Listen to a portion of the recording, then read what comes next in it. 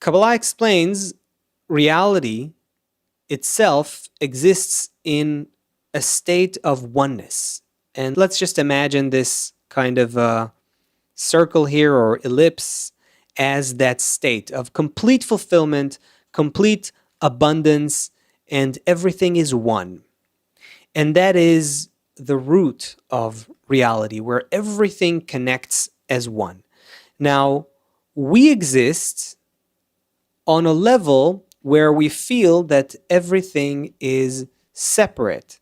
We feel ourselves as 1 out of 7 billion people. We feel trapped, if you will, in a body separate from all the other bodies. And there's not just other people, there's also the still, vegetative, and animate levels of nature.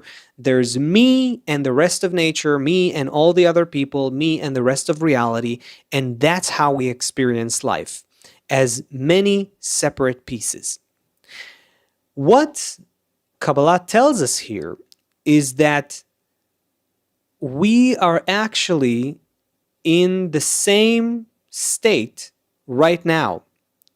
It's just that we're unable to feel it.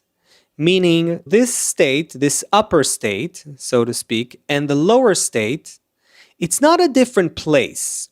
It's not a different physical space and time where it happens. It is rather a state of perception. And at the moment, we feel it like this. Let me actually just call it this world.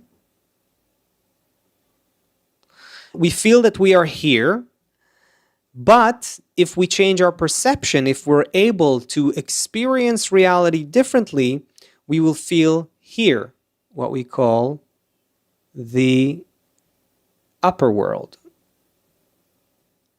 So what's the difference? The difference is our experience. And what we have within us here is an experience of the physical reality in this world, in the experience that we have here.